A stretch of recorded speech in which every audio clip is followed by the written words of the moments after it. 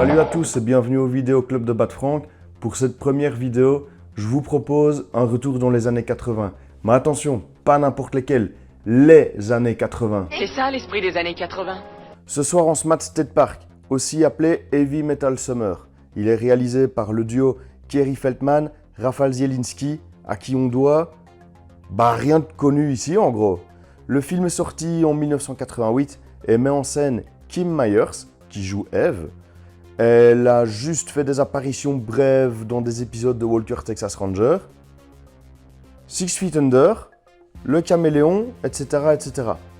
Au niveau film, on peut pas dire que ce soit resplendissant non plus. Outre son tout premier rôle dans Freddy 5, rien à signaler d'intéressant. Isabelle Mejias, alias Marsha, joue dans Scanners 2. Sérieux, mais qui a vu ce film?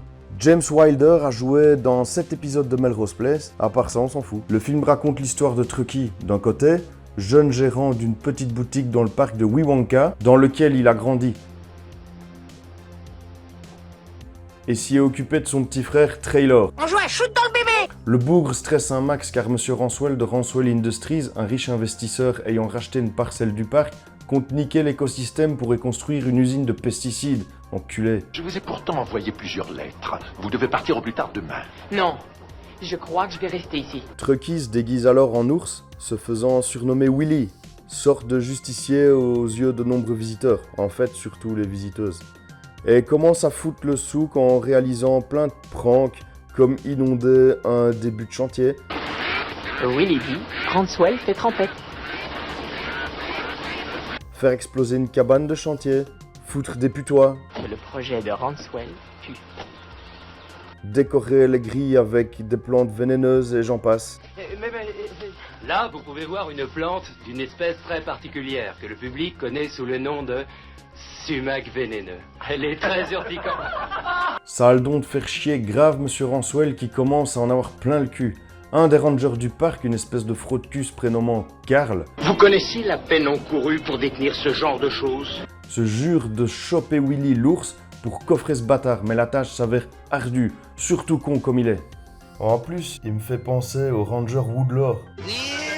Truckee a en réalité découvert que cet enfoiré de Ranswell comptait déverser des déchets toxiques sur le site naturel qu'il vient d'acquérir. Parallèlement à tout ce bordel, 3 filles, Lini, Eve et Marsha, débarquent au parc dans le but de décompresser. Mais on sait tous que décompresser dans les années 80, ça voulait dire niquer un max. Les gens qui affluent vers le parc, dont nos 3 nanas, veulent en fait participer à un concours dont le gagnant touche 5000 $, ce qui permettrait à Eve de payer ses études. Il faut que je gagne, ou alors tous mes projets d'avenir tomberont à l'eau et je n'aurai plus qu'à faire une croix dessus. Ouais, la pauvre. Ces vieux ont fait faillite et ils ont plus de blé pour allonger. Ça nous vaudra d'ailleurs un final émouvant comme seuls les 80s savent le faire. Pour ça, rien de plus simple. Gagner la course, c'est une sorte de triathlon organisé par Ranswell himself. Il s'agit du Wonka Wilderness Challenge. On a Eve qui découvre que Truckee est Willy grâce à son cul. Plutôt sexy pour un ours. Je connais ces fesses-là. Elle lui fait un chantage tranquille, pas trop chien. Il doit lui apprendre à gérer l'axe orientation pour la course. Pendant ce temps-là, Lini, la future mariée, lorgne sur tous les mecs du parc pour finir par s'en taper un au calme. Et Marsha tente de pécho un métalleux débile qui traîne avec son acolyte. Ces deux punks, comme ils disent dans le film, sont un condensé de tous les pires stéréotypes qui existent au monde. Quand elle découvre que c'est un punk, elle trace sa route. Et lui, il lui dit de la merde. Mais elle va pas lâcher l'affaire et elle va vouloir tourner badass comme lui. Parce qu'au final, ses hormones sont plus puissantes que son éducation judéo-chrétienne. Alors, on danse? Ah non. J'ai un petit ami. S'ensuit toutes sortes de situations burlesques, loufoques, dans lesquelles les multiples clans de protagonistes vont vivre des aventures et croiser leur chemin. Je m'arrête là pour le scénar. Je vous en ai déjà dit beaucoup. Le but de ce vidéoclub, c'est pas que vous matiez des films par procuration, mais de vous donner envie de les voir. State Park appartient au style screwball comedy, comédie loufoque en gros. C'est un genre qui possédait ses propres règles, comme avoir des persos féminins libérés, aux personnalités fortes, des situations ridicules, et dans ce sous-genre, un peu de sexe quand même. Parce que merde, de 1, c'est la 80s, et de 2, à ce temps-là, les différents pays, comme le Canada pour cet exemple, avaient tendance à refouler les productions trop érotiques. Donc, il fallait en profiter une dernière fois en gros. C'est clair que c'est pas aujourd'hui qu'on pourrait sortir ce genre de péloche. D'ailleurs, aujourd'hui, on ne sortirait plus de péloche tout court.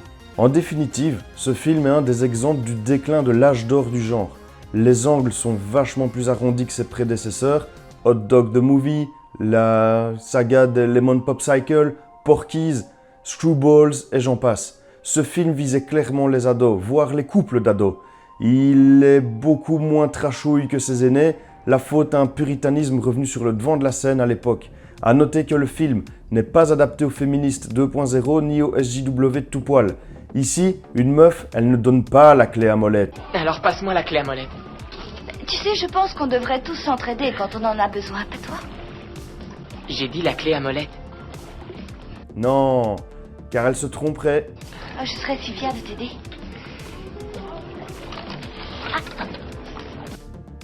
Ici, une meuf, ça se dessape.